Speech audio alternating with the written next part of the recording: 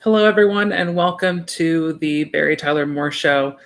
Tonight, I am not in makeup, and it's not our usual type of show. There is a lot of civil unrest happening in our country right now after the murder of George Floyd.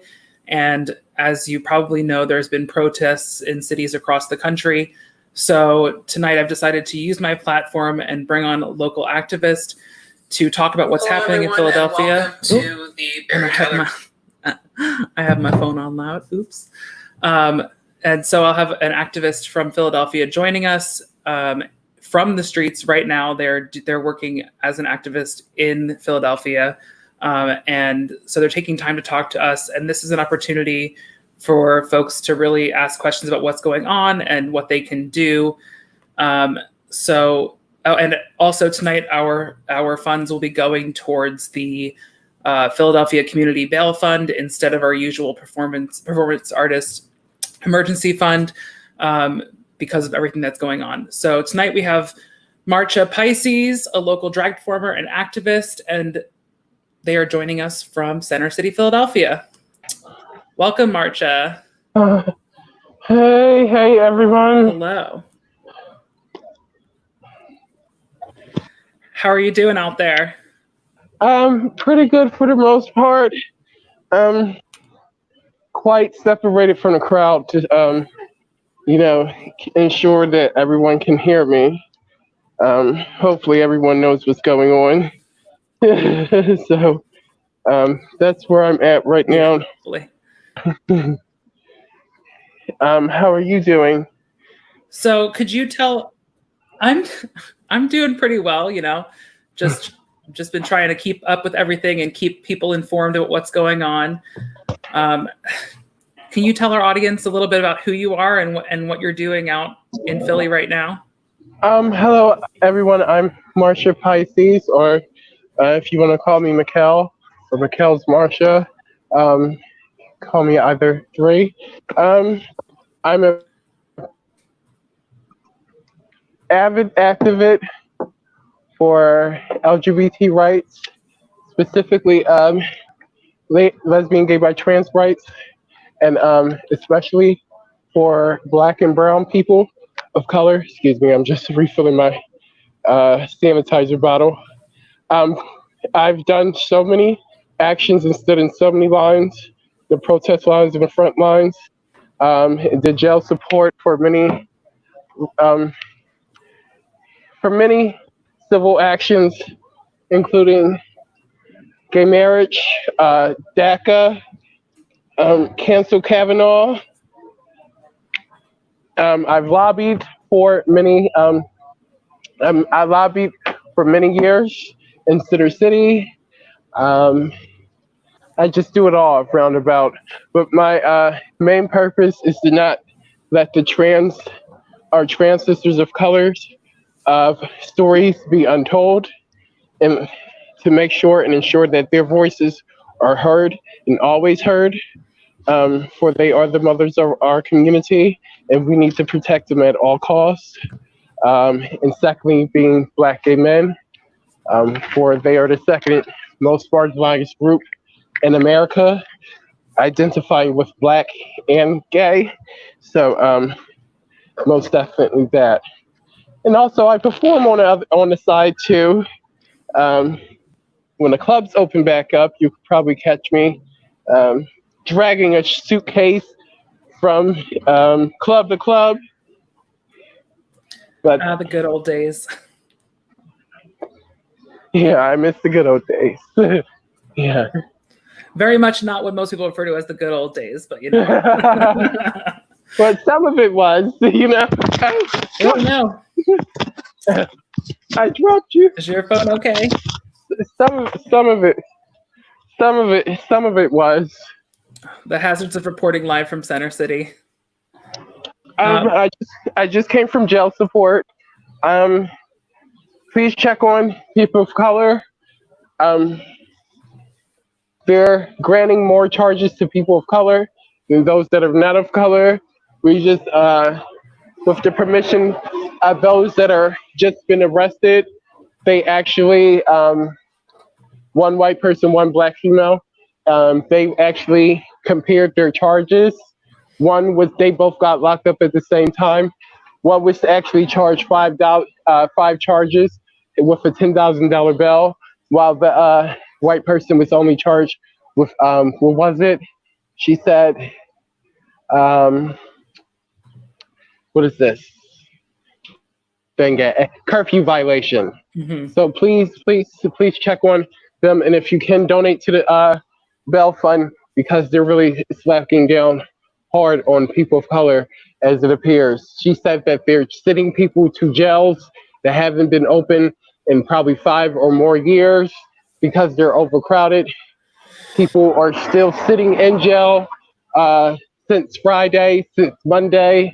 So please support them.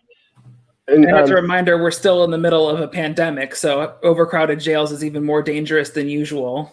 Yeah, very smart, right? And civil disobedience, you're not supposed to stay in jail longer. Well, we're never going to get into that, but you're not supposed to. Exactly. A lot of things we're not supposed to be doing right now, but they are. You're not supposed to stay in jail longer than 72 hours for civil disobedience. But, so if you can't march, come out and do some jail support. And if you do jail support, we're at the Roundhouse. We're doing, if you're able to, bring water, snacks, some pre-made sandwiches, whatever you can for those that are coming out of jail because, if you don't know, jail food is horrible. Stale bread and government cheese is all they really cater to them in here. Yeah. So, yeah. Not great. So normally I ask a bunch of questions and we have like this conversation back and forth, but today I really wanted to highlight what's going on, and I'm not going to be doing that much talking as a white person who is not experiencing the brunt of this right now. So if anybody has questions for Marcha, please pop them in the comments. But I'm going to ask another question while I'm waiting for some of y'all to ask questions. Please feel free to ask about what's going on and also what we can do if you have specific questions. And please donate. The donations coming to my Venmo, CashApp, and PayPal will be split between the bail fund and Marcha so that for their labor that they're putting in by doing this live. So please put your comments in below. And in the meantime, I'm going to ask, what specific things can allies do, white allies specifically do to support this movement right now?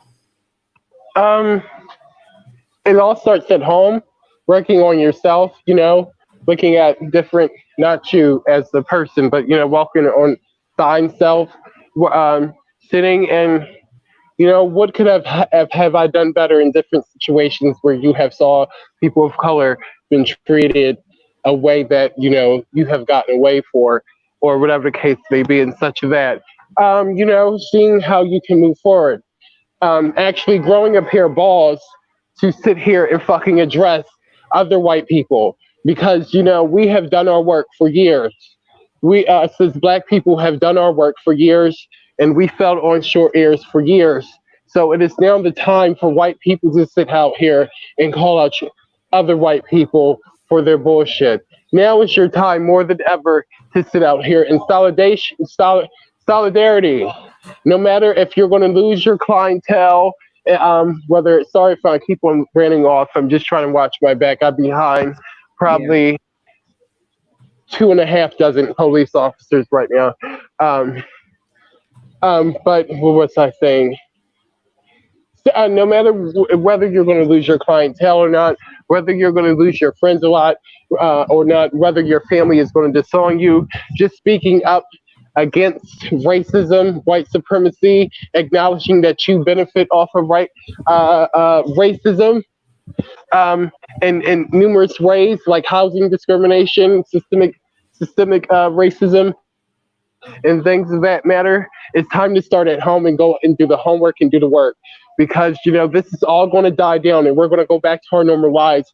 But at the end of the day, a lot of people on the front line fail to realize, or those that are not on the front line fail to realize, that's really what's really going to make an impact is what we do after the protests, after the cities are being stopped being blockaded, after COVID, after city shutdowns after curfew.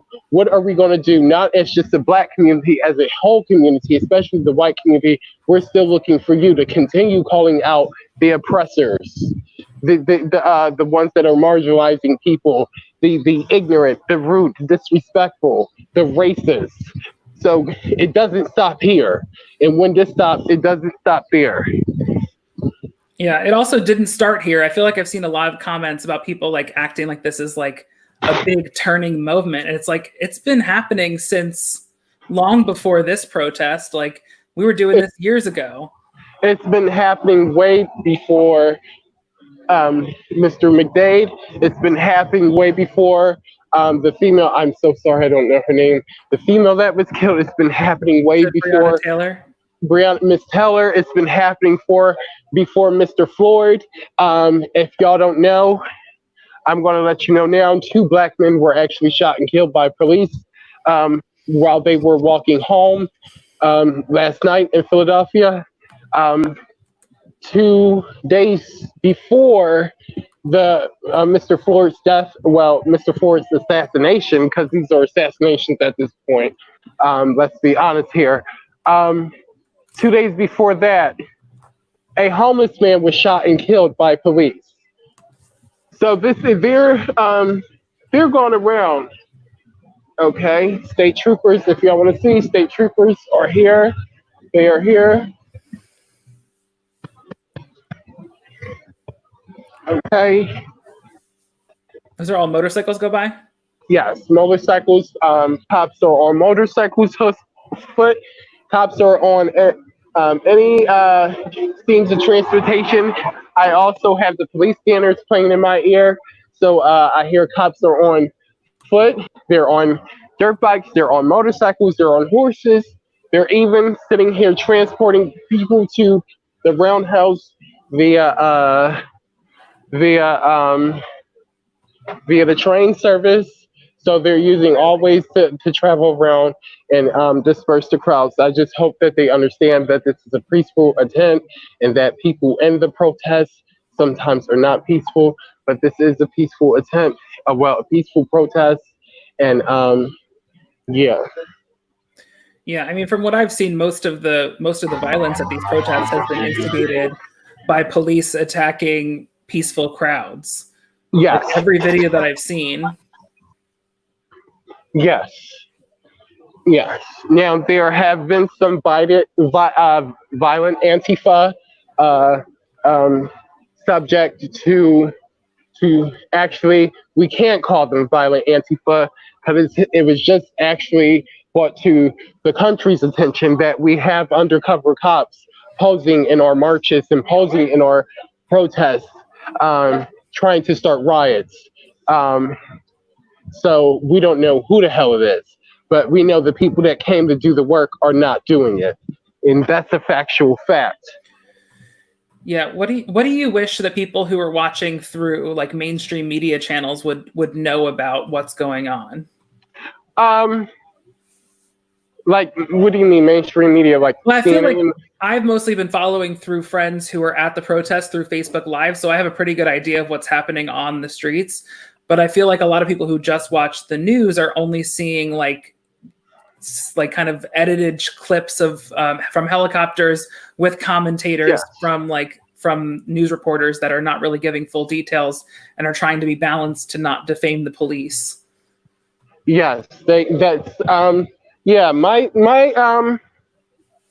message to them, if you go on my Facebook Live, I think that was Friday, I was very heated because a lot of people felt opinionated where they were nowhere to be the fuck found. So my message to them still stands to this day. Excuse me if that wind is getting in the feedback. It's a little windy, so let me try to move down. It's not terrible. Okay. My message to them is if you are not here during the protests, if you're not here during the live actions, if you're not here doing the work, and if you're not here supporting the people that are down here, but have so much to say by which you are influenced by the media, specifically your local news stations that are picking and choosing what to display and who and the demographics of who they display does not equate to what's actually going on, you can shut the fuck up. Point blank period. You are doing nothing. You are doing nothing to in regards of helping the movement, continuing the peaceful protesting, or wherever the case may be. But you want to spread ignorance, you can shut the fuck up. Point blank period. Because we don't need you. Yeah, I mean, if you're not going to contribute anything to the conversation, why are you speaking? Essentially, it's exactly, and it's nothing wrong. And we're not saying you can't contribute to the conversation, but you cannot sit here and go off of secondhand news. You know, when there are people out here risking their safety, okay, they're risking their safety to sit here and go on live. They're risking their platforms being snatched away from them. I have been banned from going live till June 29th for sitting here and going live on Friday. I was taken down. Yes. After my first live lasted until I wanted it to end by choice. My first two lives, let's just say, my first two lives ended by choice. Every live after that has ended in them shutting me down. And then it was the end result when I woke up the next morning to go live that Facebook has chosen to ban me from going live. But I can post on Facebook, I can post on my stories, I can like, comment, and share, but I can't go live. So we're sitting here, we're risking our social media platforms for y'all and stuff like that. And people are sharing and stuff like that. And the Homeland Security has a big way of this. They know what's going on. So now they're tracking people and stuff like that. I had to reset my phone over 15 times and not just turn it on, turn it off. Factory reset my phone over 15 times for things, you know, for just sharing stuff and stuff, whatever the case may be, and going live on other platforms or sharing other people's lives and whatever the case may be. So we're doing a lot out here, you know, and we're out here also fighting with the people. We're standing in the front lines. Some of these news reporters are just getting a call. You have to be here for whatever the case may be. And they're making narratives to work in their favor. So you can sit here on social media and talk shit about the people that are actually out here peacefully protesting, which makes no fucking sense at all. So shame on those people. Yeah, I feel like there's a lot of people on social media who either don't know what to say and don't say anything because they don't want to add to it. They like have this new blackout picture, like they don't want to add to the din, but then they inadvertently blocked things in the hashtags because they were clogging up the feed with these black images. So what do you think is important for people in using social media to really highlight what's going on without detracting from the message? I'm sorry, can you ask that question one more time? Sure. I was talking about the blackout images and how these blackout images inadvertently caused our feeds to kind of be clogged up, and what people can really do with their social media platform to uplift our protesters and really get the message out there without detracting from specifically Black voices. Oh yes, that's what I want to touch base on too. A power of influence. People don't know the power of influence, and some of these people just did that because they were influenced, not knowing that this was actually, you know, people collectively coming together, specifically in the music industry, coming together to say, I'm not going to self-promote. It's not going to be about me to say. We need to get these stories that are not being shared and not being heard out there. And that's what they did. So you have a lot of people, and we slowed it down a little because it really got um, crazy. But a lot of people didn't understand the reason for it, nor did they stand the conception behind it, which was very irritating at first because we're like, well, that's counterproductive. There's not going to be, why would you have a blackout day on, and I'm speaking for my city. Well, the few cities that were able to vote today, why would you have a blackout day on the day that it's election day? We wouldn't sit here and do that. No organizer would sit here and do that. So we basically sat here. It's basically, it's not about me. It's not about my business. It's not about, what was I about to say? It's not about my brand, whatever the case may be. I'm sitting here to show you that today it's about we're standing in solidarity to get these voices heard, to get these videos of people still being mistreated by police officers out there so they can go viral. So you sit here and have proof that these cops are sitting here harassing people, beating people, and or killing people. This is the day for that. And secondly, I feel like that this day was for blackout, was especially for let's get all these videos viral, because some of these little bastards, well, majority of them have their badges, the incredible amount of information on their badges covered with black tape. Yeah, which I feel it should be illegal. Like, how can you cover up who you are? The point of the badge is to identify you. Like, why would you cover it in a moment like this? Exactly. And it's a lot of shady, and getting to that, it's a lot of shady shit going on with PPD for the first time in history ever since police scanners have been out. They have sat here and taken down the right for people to listen to police scanners on all broadbands, where it made it so where they were only allowed to contact with each other unless you had a military walkie-talkie, like the phone from the 90s, one of those. So, it's a lot of shady shit going on. It's a lot of hidden agendas going on, and it's all being seen as something that really doesn't matter, or something really that doesn't make sense, and people just need to go home, but we're not going home. I don't know. Yeah, how do you balance that kind of safety? I feel like there's a safety concern of like hearing that cops are going to start cracking down after curfew.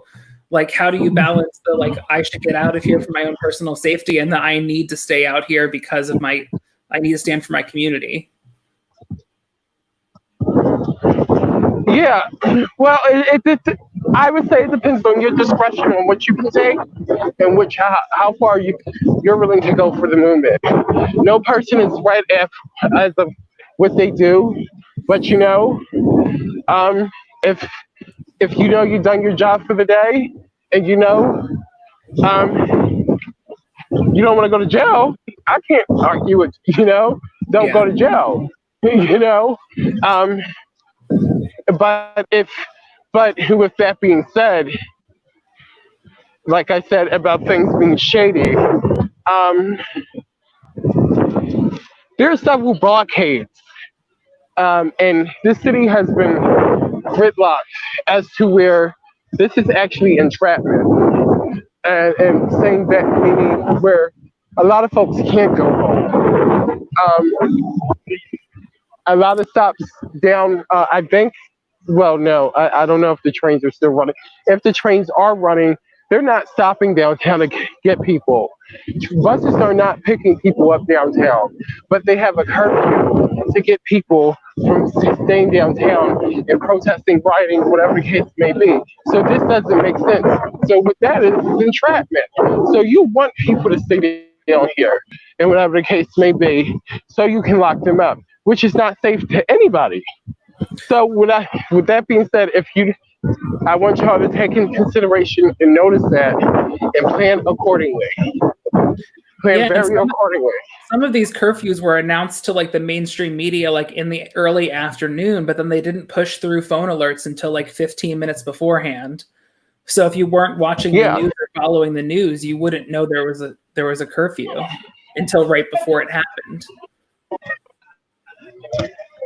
yeah. But speaking of personal safety, I feel like another You have barrier. about, I'm just going to show you. How do I turn this around?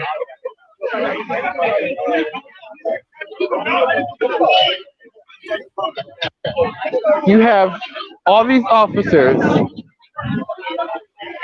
with all of their badges covered, badge numbers covered with black tape. Each and single officer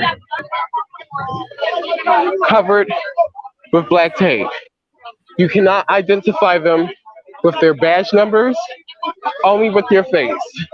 So it is detrimental that you sit here.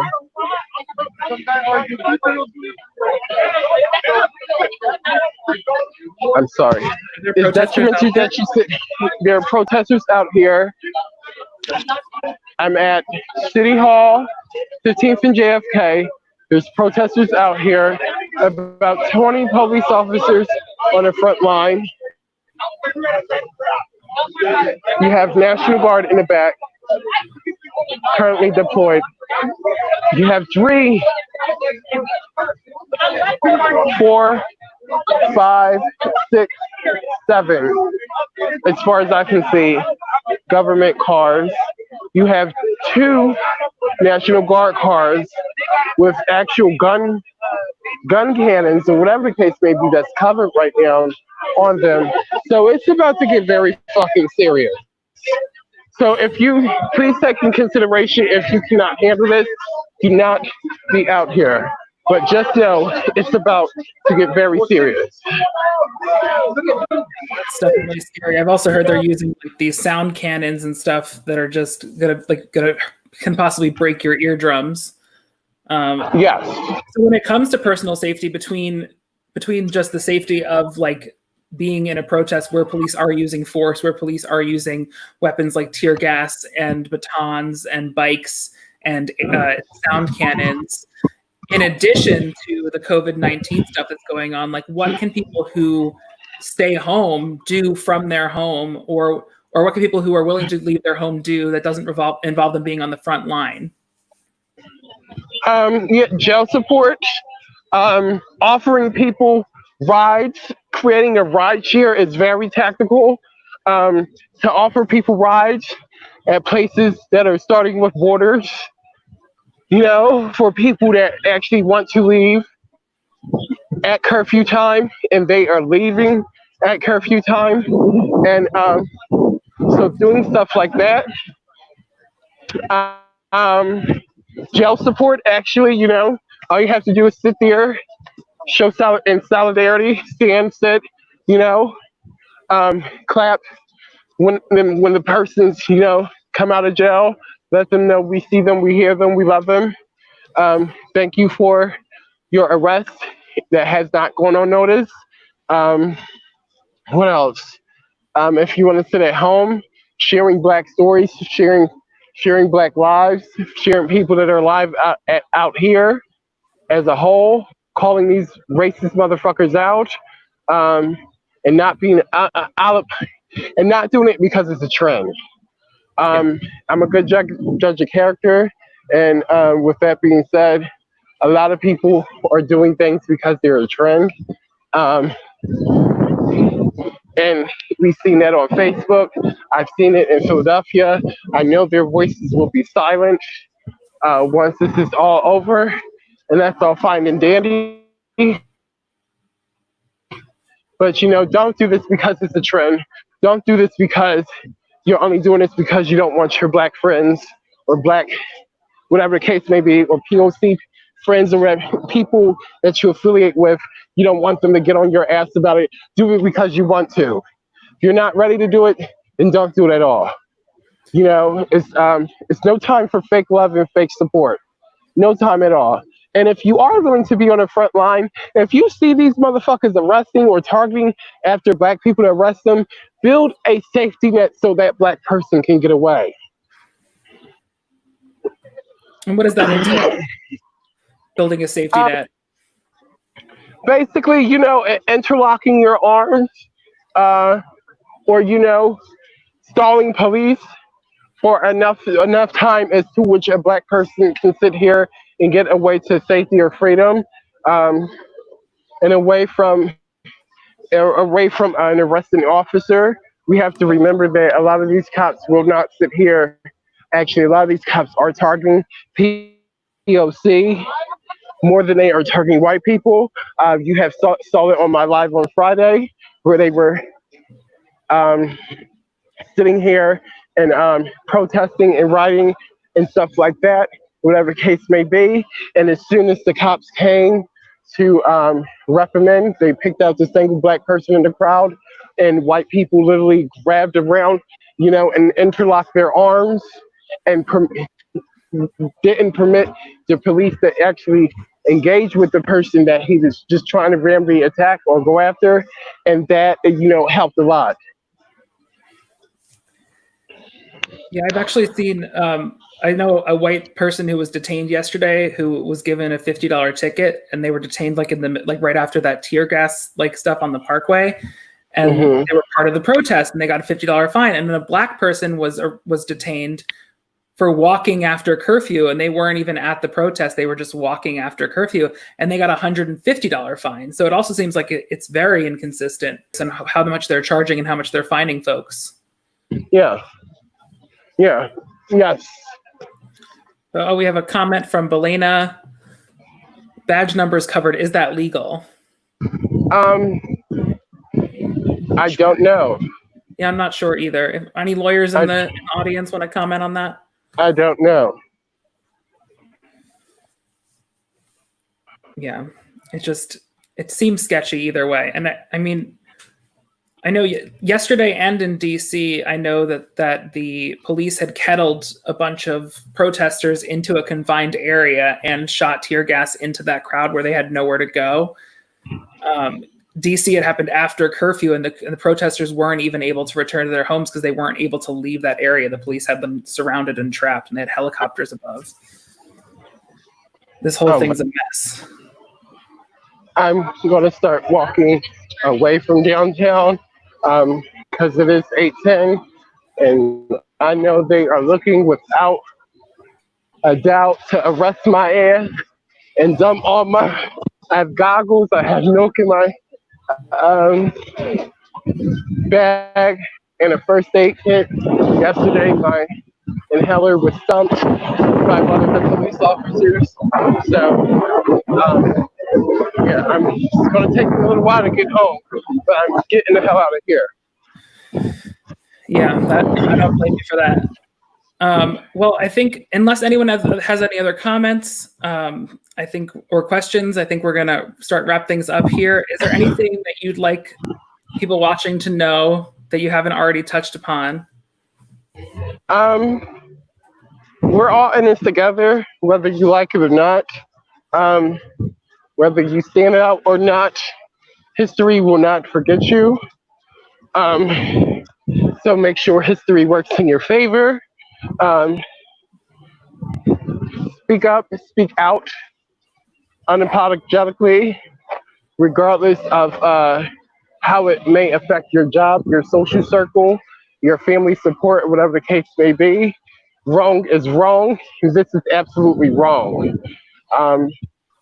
A lot of shit that has happened, not even with police brutality, a lot of shit that has happened could have been slowed down, if not came to a complete halt many, many years ago, if we had people in those same places where they saw white people and white supremacists engage in systemic racism or housing discrimination or whatever the case may be. And they sat there and they let them do that for the sake of their job, for the sake of their acceptance, or whatever the case may be. My cry out today is today that stops. Period. Don't let it happen anymore. Who gives a damn that you lost your job? You did what was right. Who gives a damn that such and such cut you off as a friend? You spoke up and saved someone's life, or you got them to where they needed to be, or whatever the case may be. Who gives a damn that your mom and dad doesn't want you to sit here and have views that Black Lives Matter and doesn't understand that all lives matter doesn't matter until Black lives matter. Who gives a damn? They'll come around, and if they don't, fuck them. I know it's easier than said than done. I know that's kind of morbid.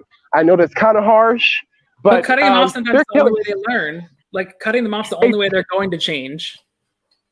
Exactly.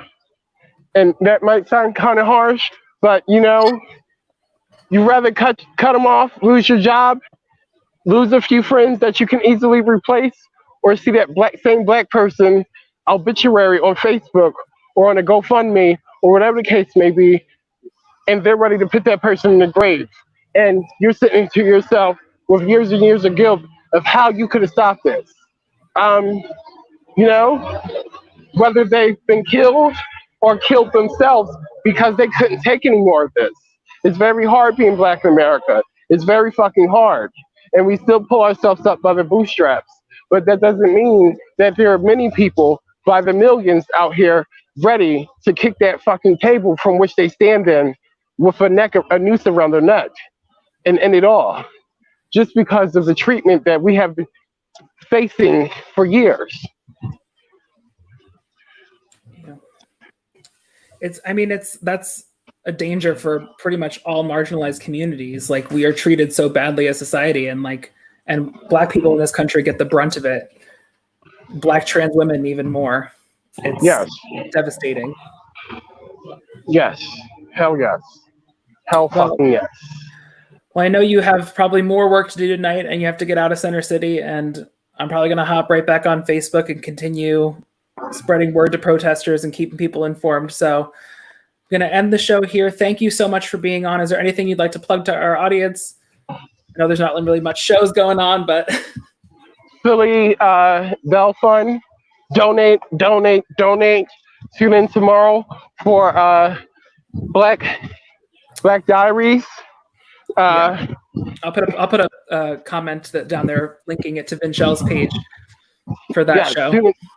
Tomorrow, I believe that's 7 o'clock for Black Diaries, where I will be on with several other Black girls from Black drag queens from Philadelphia, Black performers from Philadelphia as well, expressing our truths and our stories, and we don't care if you're upset.